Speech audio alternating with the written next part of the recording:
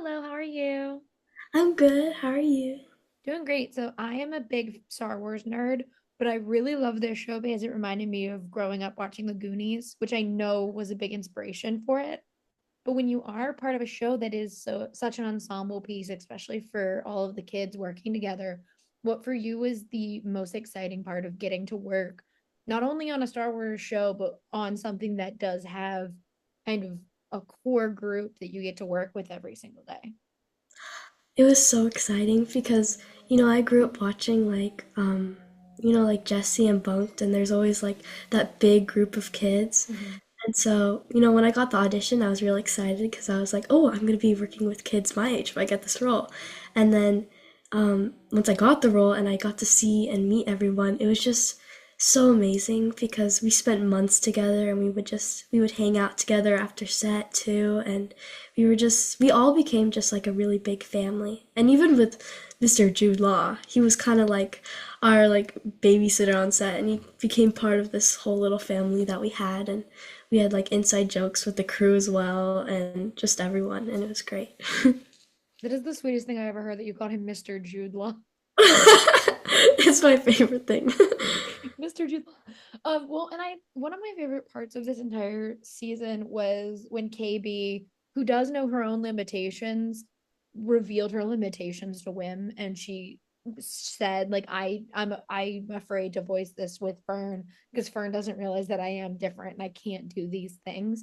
But it was a really touching moment because it is something I think a lot of people understand that we know our own limitations, but it's not as easy to tell others about them. When you get to get a script and you have something that is that powerful and a great message, not only for kids, but for the adults watching too, how was it to kind of figure out what KB would feel in that moment and get to really like do the acting work for a scene like that? It was very special to me because right when I got all the scripts and I read through everything, I had been waiting so long to do episode 6. Like I would put like just little hints of things like the way she would interact with other kids into the other episodes just to like lead up to the episode. But it was definitely really special because KB's story kind of connects to me a lot. I feel like her like speaking up was things that was something like she kind of figured out before me, to be honest. But yeah, I kind of put myself into her when I was recording that scene with Bryce Dallas Howard, and Bryce. It was well, okay. It was a very it was a little bit scary doing that scene, and because it was so different and it was very different. I had spent months being this one version of KB, and then suddenly I was this KB who was speaking up for herself and like talking to Wim and all this other things, and I had to kind of it was different, and Bryce was like very supportive of all the takes I did and everything that I asked her, and it was good.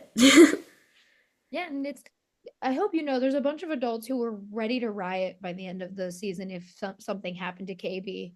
So I was on a show and every other adult with me was like, if KB died, we were fighting, we were taken to the streets Oh my because it gosh. is such an emotional ending. But I really like that we get to see all of these kids who we saw how they were in the beginning of the show come into their own by that finale because we see Neil step up and Neil's ready to fight for his friends. We watch KB sacrifice herself so that she can make sure the message gets out to save her home planet. And Wim and Fern are actually working together to lead everybody. When you get to that part and it is that really sweet moment where all the friends are back together and they're like, KB did it and she's alive, like we're great. How fun is it to like see it in the context of the season as a whole versus when you guys were filming the show and see the kind of arc that these characters went on to get to that final moment? It was amazing. And it was like when I was watching episode 8 recently, I didn't know that Fern screamed out no when KB's like ship crashed. And I like almost cried. I was like, "Wow, Ryan did that for me." And it was very special. But, all the kids are such great actors and they did such a good job. on like developing their character. Like it felt so real, and I learned a lot from them. You have problems looking at Robert and being like, no, you're supposed to look like a blue elephant when I talk to you. Oh my gosh. Yeah, sometimes.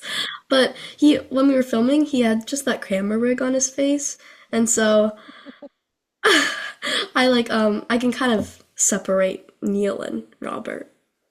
I mean, I'm part of the Neil Nation. I love Neil. Neil is my guy. But Me I too, honestly. do this show is very much like all of us instantly when the first trailer came out, we're like, we're gonna die for these kids. And that is essentially what happened with Star Wars fans. Is that very fun for you to see everyone's reaction to this show and their love for all of these characters that literally met not even a month and a half ago? It's like it's really cute, and like I'll see comments and they're like, "We need to protect these kids at all costs," and I'm like, "Oh my gosh, thank you!" Like I feel so like protected by everyone. It's really nice. When you get to work with John Watts, who I do think John Watts has a very special way of telling stories about younger heroes because I love his Spider-Man movies very much. And this kind of has that same feel where you're like, oh no, he understands that kids aren't just like kids aren't people that are little and can't do anything on their own. They're individuals who, yes, they're still young, they need protecting, but they also are very strong and can be heroes too.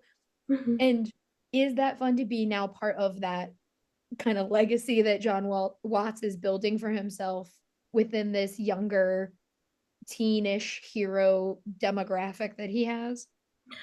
Yeah, it's an honor. I was just so excited when I realized that I was going to be getting to work with him, and then when I did like the callback slash director session before I got the role, I was just like I was like fangirling, and it was really exciting because I'm a huge fan of all the Spider-Man movies that he did.